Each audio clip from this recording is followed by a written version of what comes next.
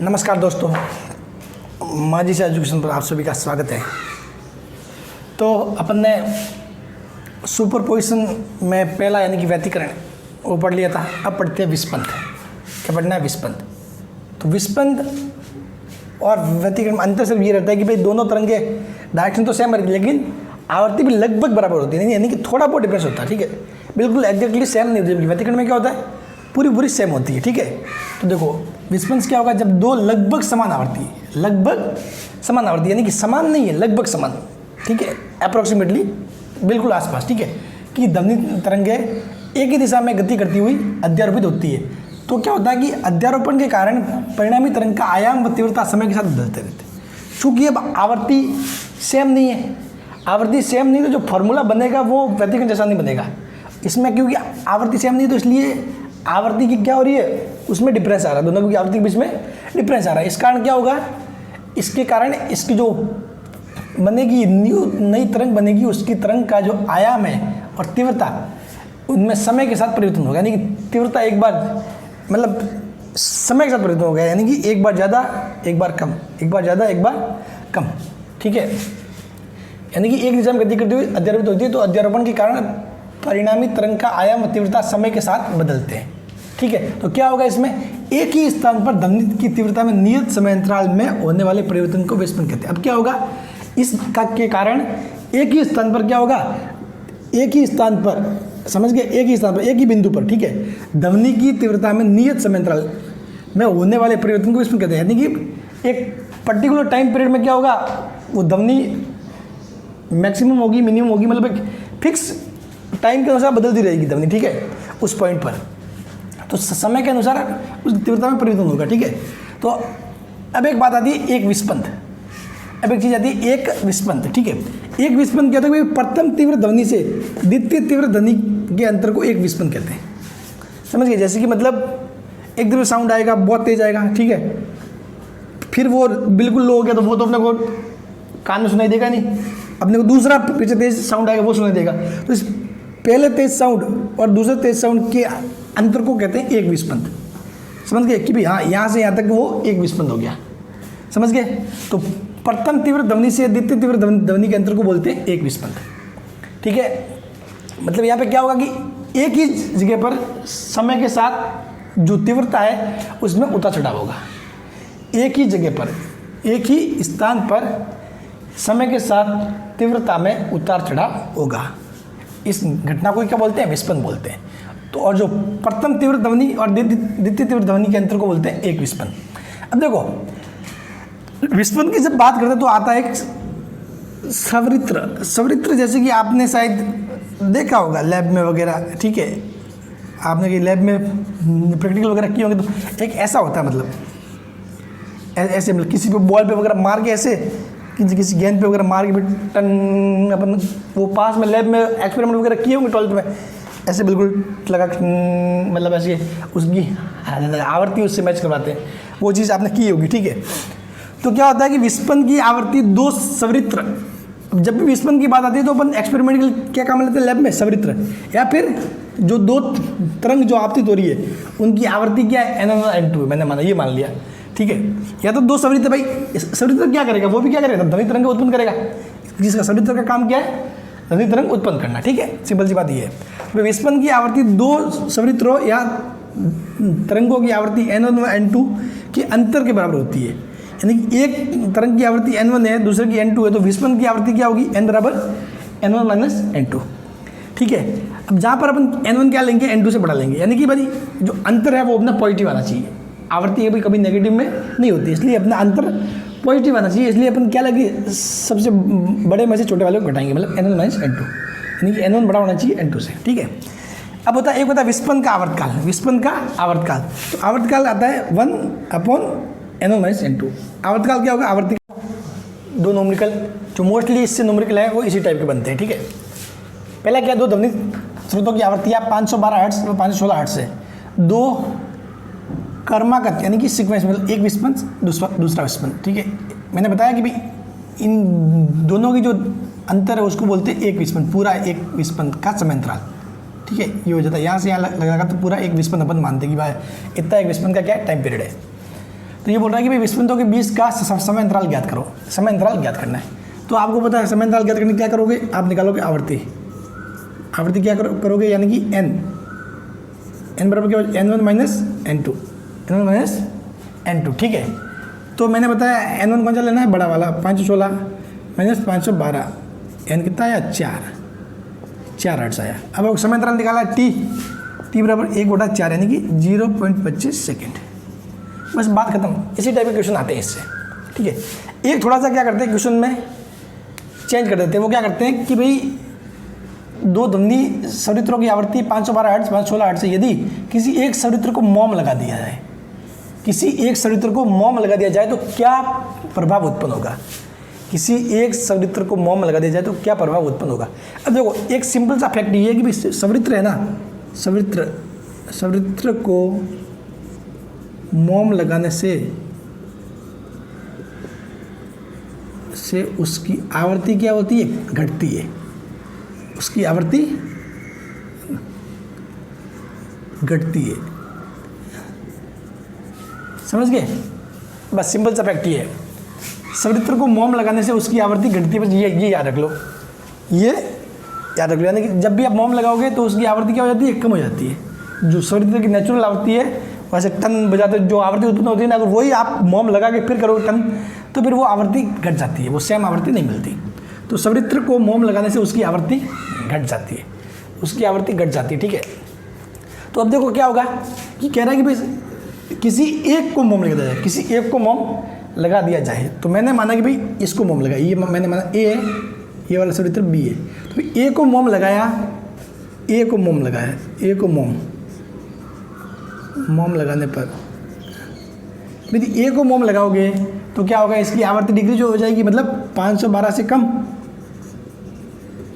512 से कम, ठीक है। तो यहाँ से आप निकालोगे अंतर, जब आवृत्ति निकालोगे n, तो 516 माइनस 512 से कम, यानी कि क्या होगा, ये 4 से ज़्यादा, 4 से ज़्यादा जो आवृत्ति है वो 4 से क्या होगी, ज़्यादा। और यहाँ से अगर आवर्तकाल देखोगे, आवर्तकाल तो 4 से ज़्यादा से भाग दोगे तो 0.25 से क्या आएगा, कम, 0.25 से कम, समझ गए। ये आएगा कि भाई 4 से ज़्यादा से भाग दो तो ये क्या आएगा, 0.25 से कम, समझ गए। अब ऐसे कैसे मान लो कि अगर मैंने बी को मोम लगा दिया, माना बी को मोम लगा दिया, बी को मोम लगाओगे तो क्या होगा, इसकी आवृत्ति घट जाएगी, यानी कि 516 से कम, 516 से कम। अब जो विस्पंद की आवृत्ति निकालोगे तो 516 से कम माइनस 512, तो 516 से कम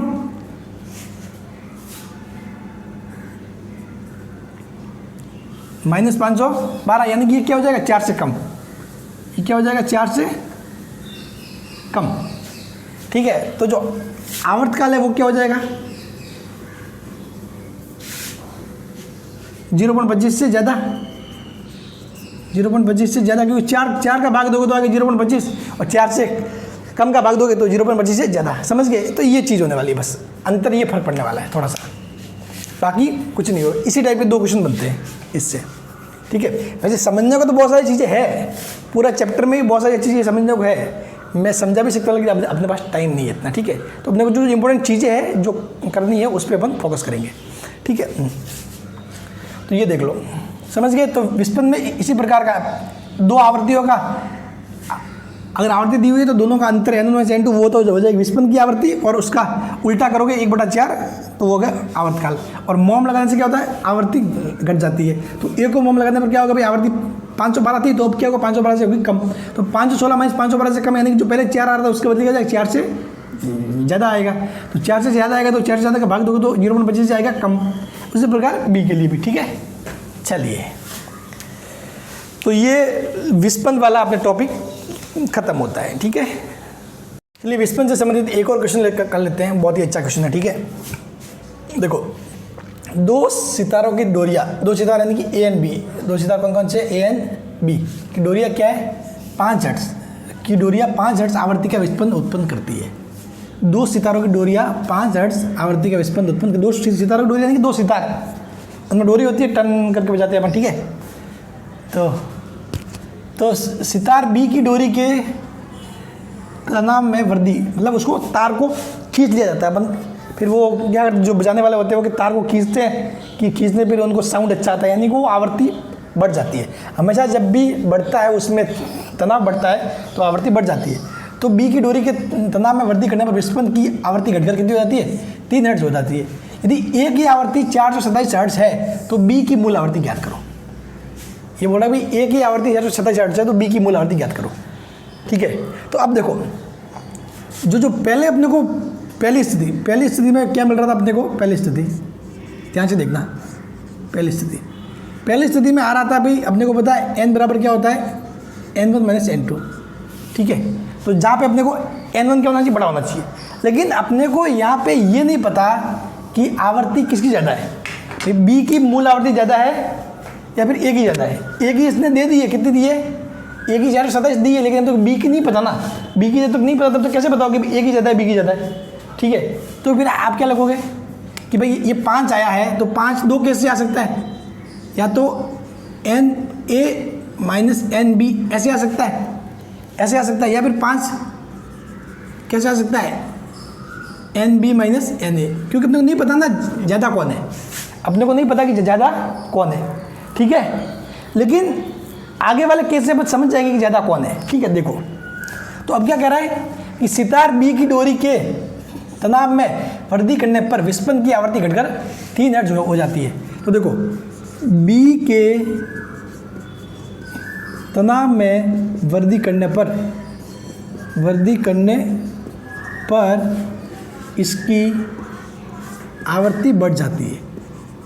जब तार को खींचते हैं ना तनाव तो उसकी आवृत्ति बढ़ जाती है, तो उसकी आवृत्ति बढ़ जाती है, ठीक है। तभी तो आपने कभी गांव में देखा होगा भजन वगैरह होते हैं, वो तार को खींच के ऐसे मतलब वो करते हैं, नहीं मंदिर में वगैरह देखा होगा ना ऐसे, वो टन टन टन, तो तार को खींचते ऐसे, तार को खींच के फिर बोलो तार लूज होता तो साउंड नहीं आता अच्छा वाला, ठीक है। तो बी के तनाव में वृद्धि करने पर इसकी आवृत्ति क्या हो जाती है? बढ़ जाती है, ठीक है।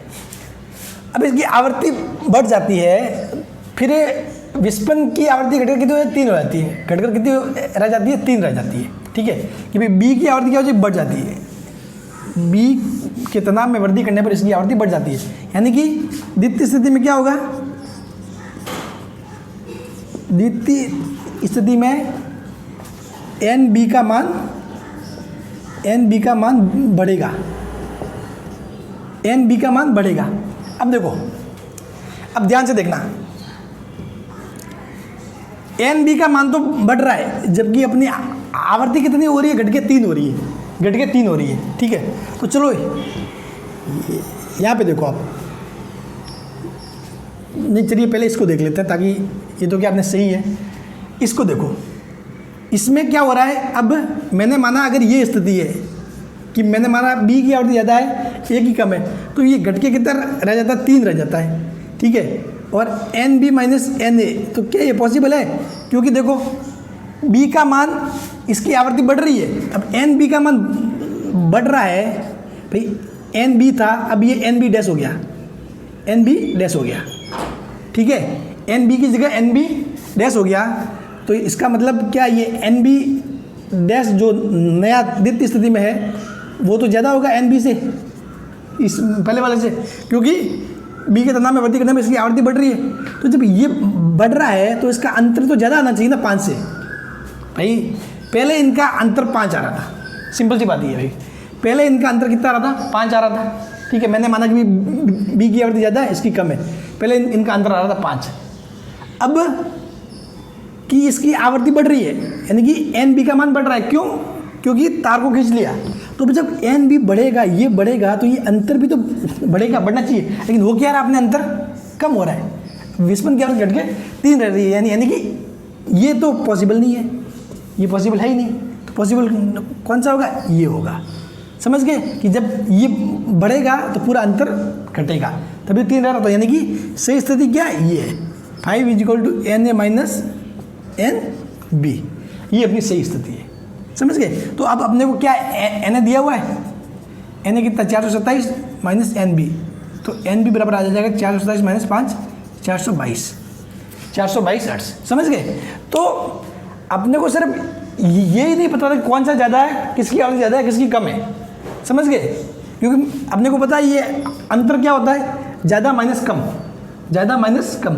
लेकिन अपने को इस सवाल से ये मालूम नहीं पड़ रहा था कि किसका ज़्यादा किसका कम है, तो उसका पता किया कैसे, ये अपन ने 2 मान लिया कि ये और ये, तो अब चूँकि बढ़ जाती है तो ये यहाँ पे बढ़ेगा तो ये अंतर तो बढ़ना चाहिए, तो ये कंडीशन तो पॉसिबल नहीं है।